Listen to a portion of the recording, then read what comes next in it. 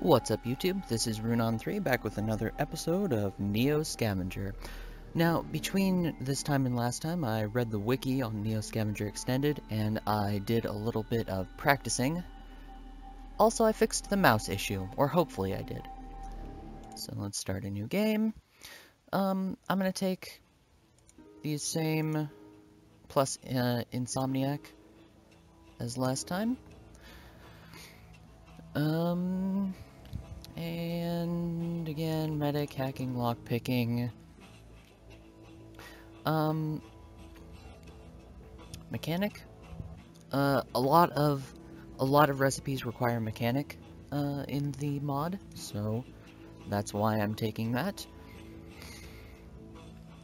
And then we should take either botany or trapping for the food, and I think trapping because of the dogman fur coat. And then I'm going to take metabolism and what costs 3, athletic or athletic. So I guess we're taking athletic. Does that look good? That looks good. Let's go. And you've seen this before. What did we do last time? I don't remember. Let's do medic this time so that I can tell you, show you the stasis tanks that I was talking about before. So here's the CEO and the reality star. From the control panel, you could call up the emergency stasis evacuation code. Doing this will override the normal thawing procedure and dump an entire tank's contents onto the floor instantly. The rush of sub-freezing fluid might scare off the monster, and maybe the monster will go for the sleeper instead of you. I don't know that it really matters which one, so I don't know, eeny, meeny, miny, this guy. Punching the code for the celebrity, you rush back to your own tube and reseal it. Tank number 1 starts to hum, and the seal breaks with a roaring rush of fluid. The room squeals and flexes with the chilling cold of the liquid nitrogen covering the floor. That would... I mean, I'm no physicist, but I would think that would, like, shatter the floor tiles or something. Just from the sudden change in temperature. I don't know. Within moments, the nitrogen has boiled off at room temperature, leaving a frozen man-sickle on the floor. Oh, gross. Initially, the dogman backs off, unsure of the commotion that just occurred. However, hunger quickly replaces concern as the smell of thawing flesh catches his attention. He starts dragging the body off, probably to his lair. And his career was just warming up.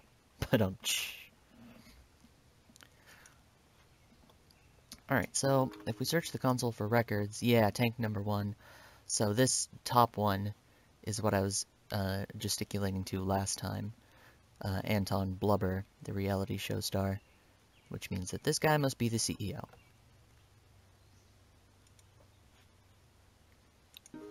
Okay. And I didn't get to show you last time, but, whoops. If you, what? The scallop? Oh, I see. Oh. I was trying to use hotkeys and my fingers were in the wrong place on the keyboard, so. There we go. So you can loot the place you start out at, and if you have medic, you get a random medical box, and if you have eagle eye, then you get a multi-tool. And you can have both. They are not mutually exclusive. So that one's empty and that one's empty, but these two are really the only ones we care about anyway, as they are the valuable ones. Oops. Apparently you can't double-click those. Oh no, you totally can. Huh, just wasn't letting me last time. So, because we didn't kill...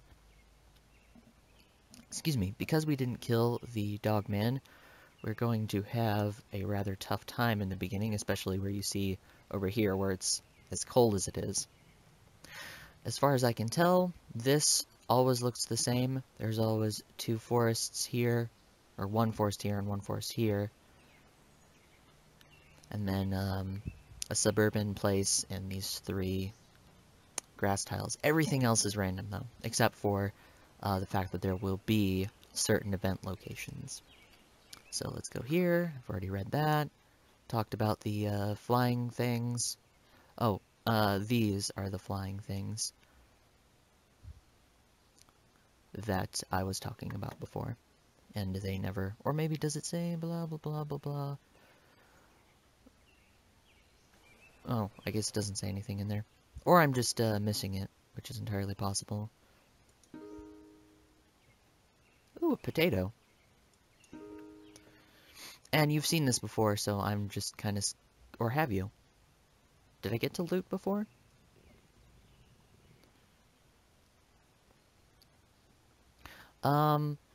If not, the suburbs were hit hard in the collapse, with masses of people fleeing urban centers in search of supplies and supernatural threats encroaching from the wilds.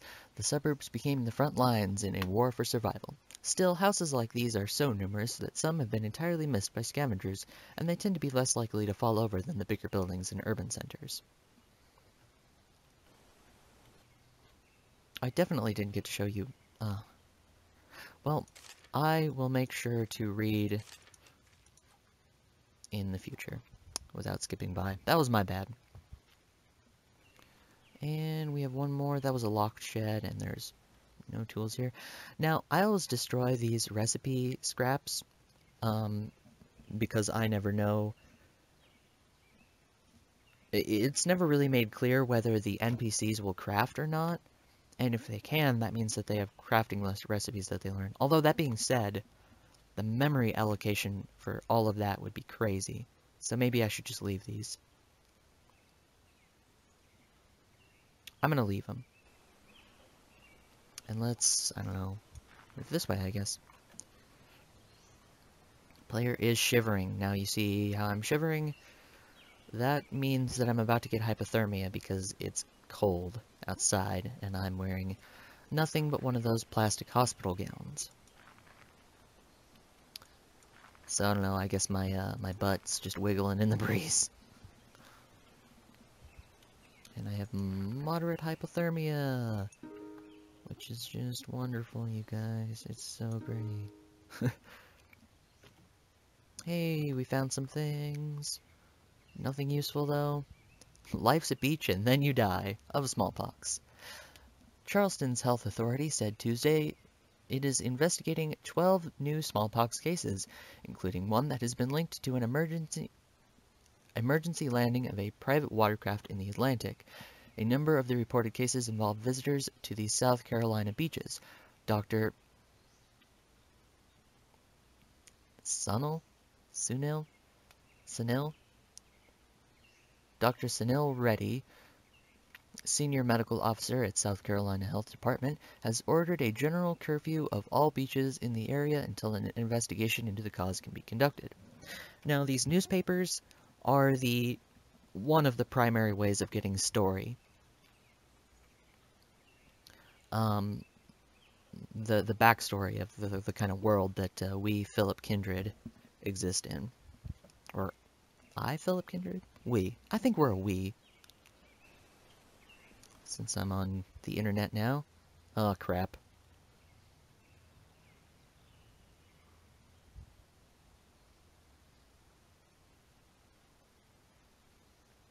So I wonder if that makes us either go closer or farther away. It doesn't say that I have a chance of leaving the battlefield.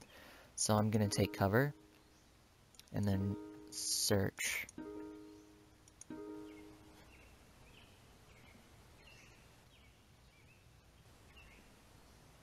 What is that? I saw this guy earlier, or one of these guys. I think that's a tarp cloak, but I don't know.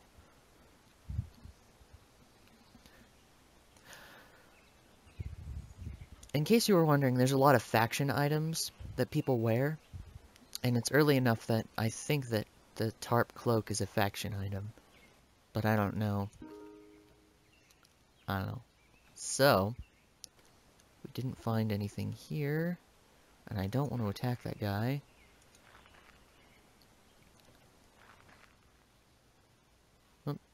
Up ahead, it looks like some sort of abandoned car. It's covered in filth, and what glass remains is almost opaque with grime, so it's been here a while. Hard to tell if anything's inside from here. The door on this side is open, though, and it looks like a tattered sleeping bag spills through the opening. I can tell you, this is always safe, so just take the sleeping bag. It's not the good sleeping bag. Well, that sucks. There's one that only takes up like a 2 by 4 or 5. This is the jumbo sleeping bag.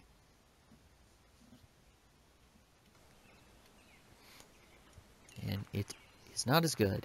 At least I assume it's not as good because it doesn't cost as much money. What? Hypothermic barefoot. Oh, crap, we're hypothermic. We might just die of hypothermia. Oh, and I am keeping an eye on the time this time. So we're not going to have a jumbo episode like last time. Oh, crap. I want that can. I suppose I'm just going to have to do without it. Maybe we'll come back for it. What I really need now... Okay, I know a red hoodie is the bad mothers. Like, 100% of the time. Oh.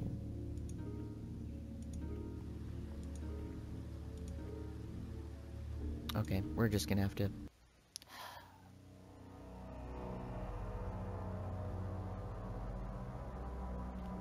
Yep. Well... Let's start a new episode.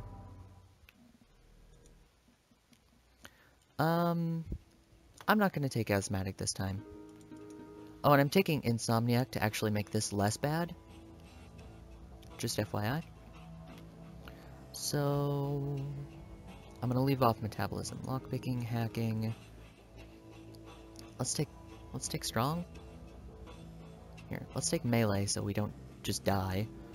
And mechanic...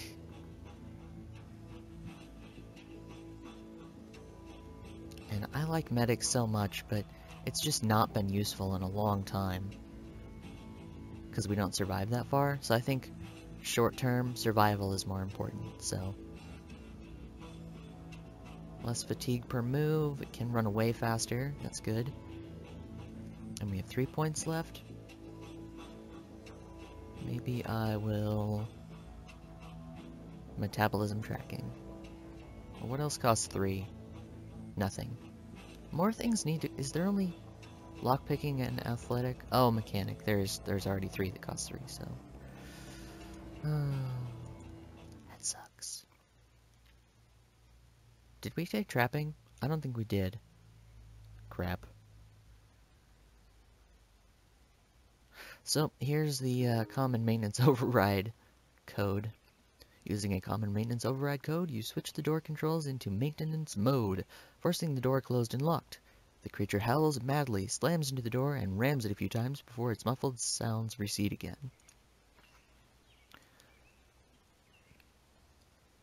Oh,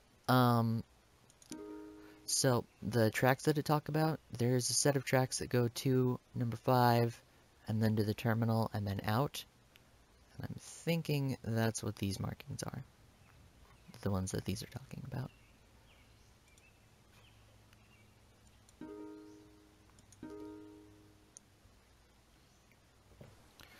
Okay. We did not take trapping. Okay, well then it's good we didn't fight the dogman.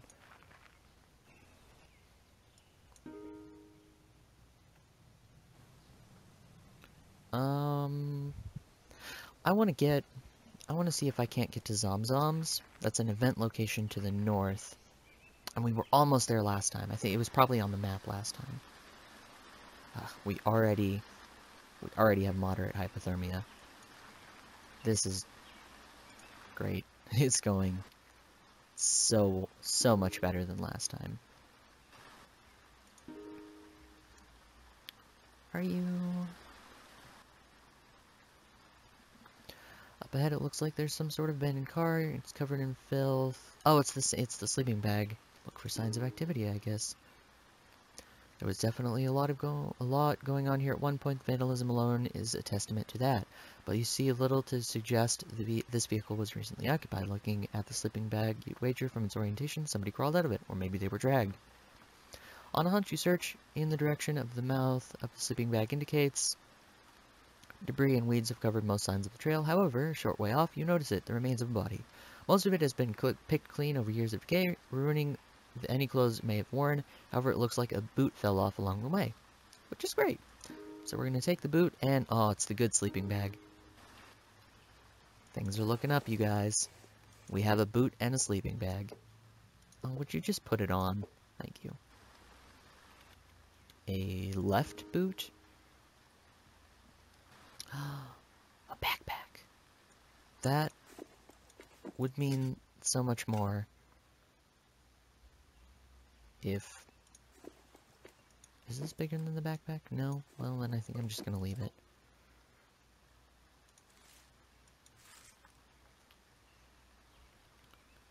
I might... Can I break this down? With, like... No. Okay. Oh. There we go.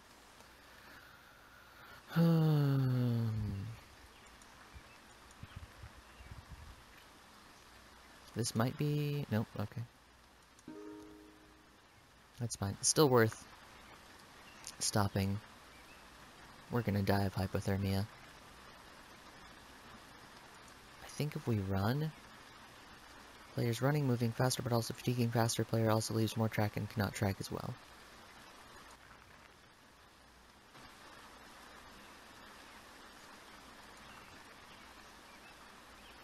That did not help.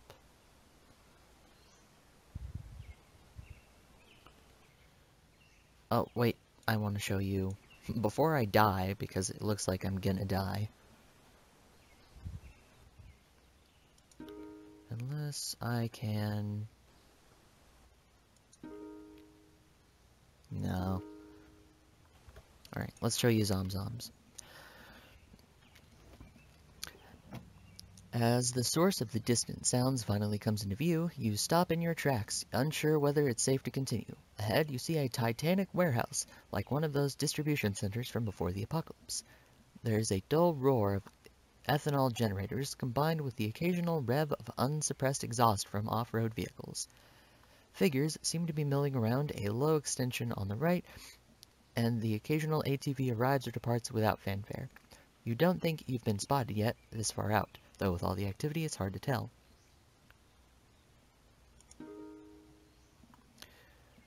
You cautiously approach the warehouse, noting a bright sign reading Zomzoms, a place to eat. The sign hangs over a giant garage door, which is fenced off behind the tarp and barbed wire. Bright lights, welding arcs, and peculiar shadows can be seen in the fenced area, and a din of rowdy chatter echoes from within the building. A semi-trailer attached to one of the loading bays acts as a makeshift gate and a pedway? That must mean... Oh, that must mean, like, in the airport, when you're boarding the plane, and they have the little extendo walkway thing. That must be a pedway. And serving as a makeshift gate and pedway into the warehouse. Ragged-looking figures line up alongside the trailer, watched over by armed mercenaries. It looks more like a club than anything else, except for that tarp area. Just then, your stomach sinks when you realize that there's a truck on the other side, offloading prisoners or slaves of some sort. Biting back panic, you reason that showing fear now might mark you as a target and try not to break your stride. Mercifully, no one seems to care. I'm pretty sure... I'm not going to spoil it for you guys. While in line, you feel a flutter of anxiety each time the line advances. With each step, you try to catch a glance of what's through the doorway in the trailer, but you still can't tell. Most of the people in line are ragtag looking, wearing mismatched clothes and stinking of sweat. Some confused, others bored. The guards are better groomed by comparison. Though you suspect they'd just as soon murder you for your clothes if they weren't being paid. Well, they're definitely not better then, but better groomed makes a lot of sense. Up a few wooden plank steps, you step inside the semi-trailer, and hollow sounds of a crowd echo down the narrow corridor from the warehouse. To your right is a chipboard and mesh booth, where an attendant is collecting fees and weapons and stamping people before they walk down the trailer into the warehouse. Stalker spectator, the attendant drones, looking disinterestedly past you. Now I always answer, huh? Because that usually turns out well. Never mind, she exhales, stamping your hand with the symbol and a number, and nods to another grizzly merc who searches you for weapons. You receive a chit for your confiscated items and are ushered down the trailer. You hear the man behind you answer spectator to the attendant before passing into a wall of sound inside the warehouse proper.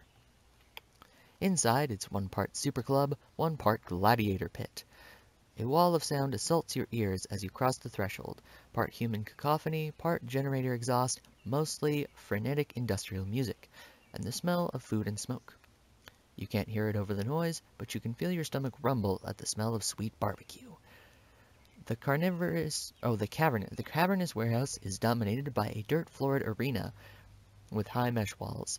Spectators ring the pit on 3 sides, the 4th reserved for a large garage door leading outside onto the tarp-fenced courtyard. Beyond the door, you catch a flash of welding arcs, where it appears scrapyard robots. Yep, scrapyard robots are being prepared. And opposite the garage door, the thing you really care about right now, a wide booth with grills spewing sweet and spicy smoke into the rafters above. People clamor to get at it and walk away with their prize smeared over hands and lips alike. Barbecue.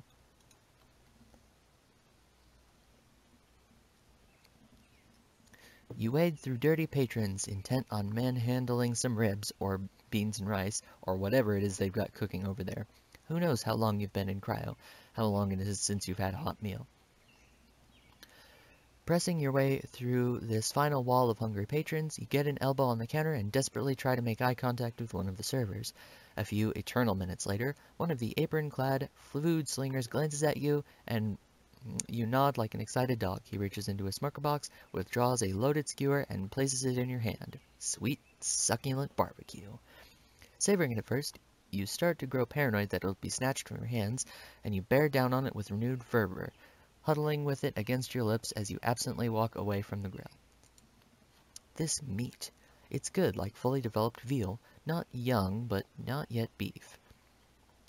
Yes, very definitely like that, and not like any other meat you've tasted. In fact, so much so that you think no person with a palate of ordinary normal sensitiveness could distinguish it from veal. It is mild, good meat with no other sharply defined or highly characteristic tastes, such as, for instance, goat, high game, and pork have. The steak is slightly tougher than prime veal, a little stringy, but not too tough or stringy to be agreeably edible.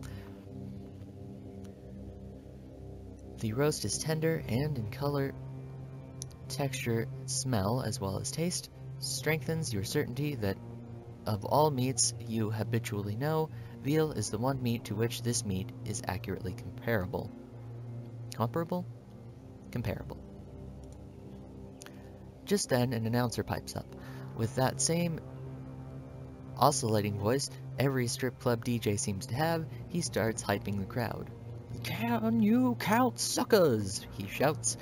Patrons start yelling back. "I said, can you count suckers?" On cue, a testosterone-fueled wave of shouts comes from the floor. "Raise those numbers," he calls with expectation, and everybody raises their fists in unison. The music changes, lights switch to UV, and numbers appear on all the stamped hands. Your heart starts to race, and you realize what's happening. Looking around, everyone has a stamp, but most of them don't look like yours. Everyone has numbers, but it's clear now what the symbols are. Most patrons have silhouettes of vultures next to their numbers. You look down at your hand. Yours is a lamb. The announcer calls a number. A low number. You feel a bit nauseous, but also relieved. You raise your hand, nearby patrons looking suddenly, then quickly losing interest in it. A scream of protest erupts from the far side of the arena.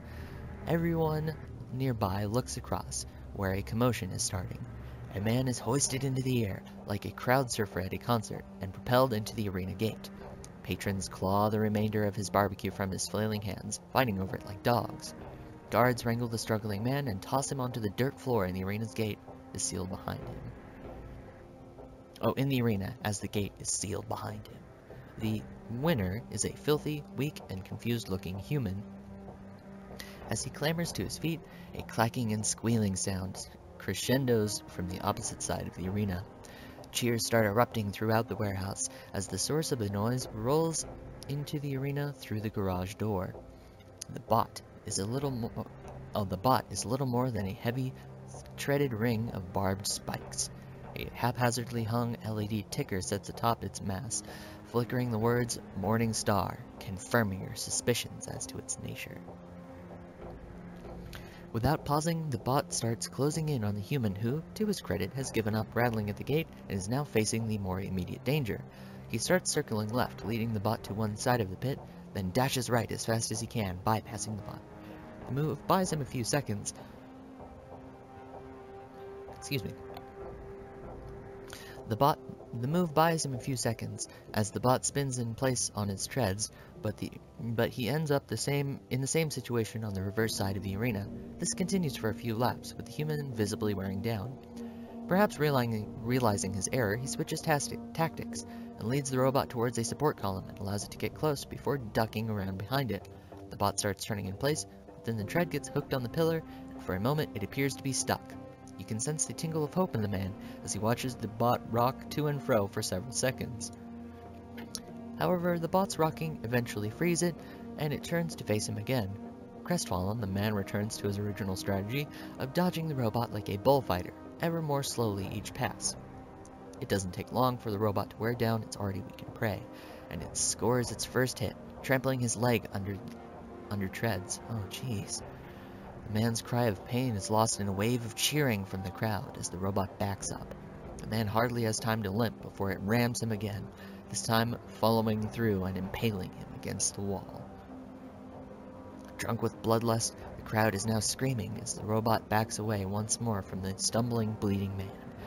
The bot rams him into the wall one more time and backs away, this time with the human stuck on its spikes. The crowd cries out in ecstasy, which eventually simmers down to a rabble as the arena service personnel remove the entrails. Your mouth agape, you suddenly feel a wave of nausea. You begin looking around, panicked. What now? We can leave, we can rub off the stamp, or we can see what happens next. Now, we're gonna die anyway, right? We're hypothermic. One more turn and we're toast, I think. Let's see what happens next. All of you are saying, oh, this is a great idea. But trust me, it's a great idea. No, really. Unsure of what to do next, you look around the room anxiously, waiting for something to happen. What is? You've got a good medical plan. The voice startles you, even amidst the shouting crowd. Oh, damn it. I didn't mean to do that. Relax, don't work here. In fact, I'm gonna try to make sure you don't either. Come on. He turns and heads toward the garage door. Since that's away from the arena's human-sized gate, you decide to follow him. You get the sense that he's a patron too, or at least not with the management, as neither guard nor patron seems to pay him much attention. A little bird told me, he shouts over the crowd and music, you might know a thing or two about cryogenics. He talks over his shoulder as he walks, as if tossing words your way. I know a guy who's looking for some heavy-duty cooling units. He may be willing to trade for some info on where to score a few. You arrive at the massive garage door, and the cool air seems tinged with ozone. His name's Stoat. Oh, his name's The Stoat.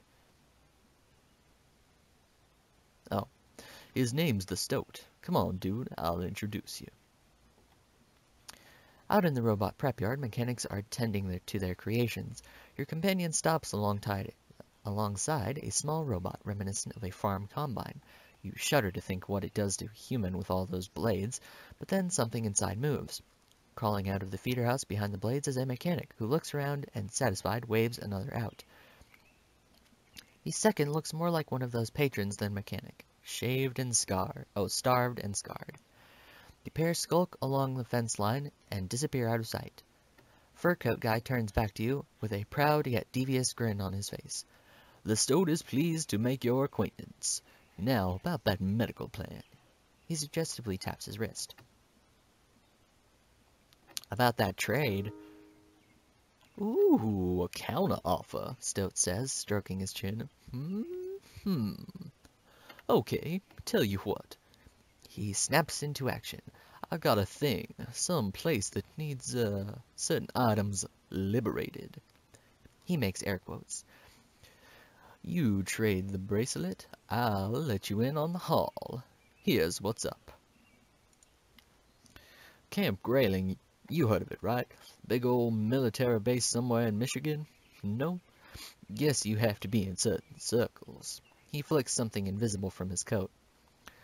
All sorts of rumors about that place.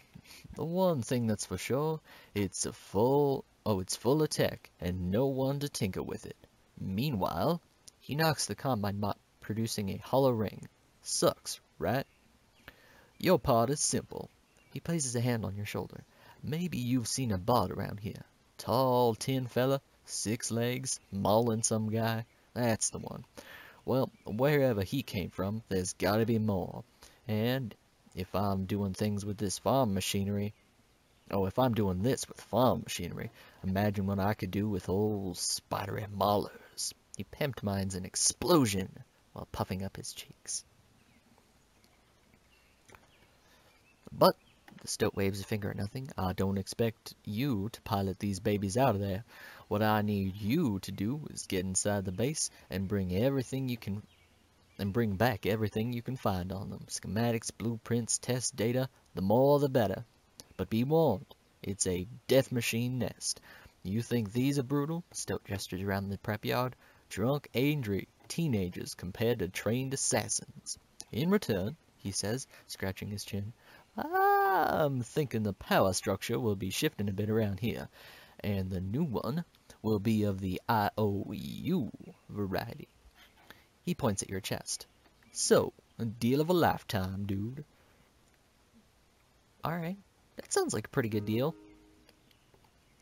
Nice, he laughs. He extends a hand. You meet it with yours. Okay, like I said, it's a death machine nest, but I've got some goodies for that. Let's say it's an advance payment, or a signing bonus. Either way. Step 1, he says, counting it out with a finger. That bracelet. Still need me some cryo goodness after all. You can give him the bracelet, or you can just give him the info. I recommend just giving him the info, because, I don't know, I feel kind of emotionally attached to the bracelet. Unsure whether you want to give up the strap, you self-consciously fidget with it for a moment, then read it over once more. Instead, you decide to share the facility address, but keep your name to yourself. Smart, he says, tapping the side of his head with an index finger. You're a smart dude. Tell you what. He starts unlatching a flight case near the combine bot. An array of electronic parts and gadgets fill the case. Scanning his hand across the range of parts, he selects one, then closes the case again. Here, he hands you some sort of measuring device. It'll keep you healthy. Remember it when you get there. As for me, I may have to check into your fancy clinic soon. I think I'm coming down with a little something. He fake coughs and clears his throat, grinning. Step 2, get inside. The goodish-baddish news is that your new toy will help, but you'll likely need to supplement with tricks of your own. Nobody's come back from there, though rumor has it that some protesters managed to embarrass the brass at Grayling back in the day. You'd probably have to rummage through some old newspaper stories to verify that, though. Anyway, that's step 2, figure out how to get in. Step 3, find the schematics, and somewhat convenient for personnel to get into day and night. Step 4, test data, download it off the control tower using this. He hands you a small flash drive. Plug and play, easy. Step 5, bring it all to me. Got it? He looks over your shoulder. Oh, also, you'll probably want these back. You turn and see a familiar face from the front gate. She drops a lockbox with your checked items. You cast a glance back at the stoat and he shrugs. What? I can't do this alone. Your safest bet is to go along the fence where they went. He thumbs over his shoulder, indicating the route the mechanic and patron followed. Unless you're still hungry, he laughs, mocking vomiting motion. See you around, dude. He calls over his shoulder, walking back into the warehouse. So that was Zomzoms. Oh, dang. I wanted the other one. Okay, so, there's a black one and an orange one. This one measures the field of the fence, and the other one does something else that I'm not going to spoil. Alright, but that's all the time I have. In fact, I've gone way over. I should have stopped right before Zomzoms. Thanks for watching. See y'all next time.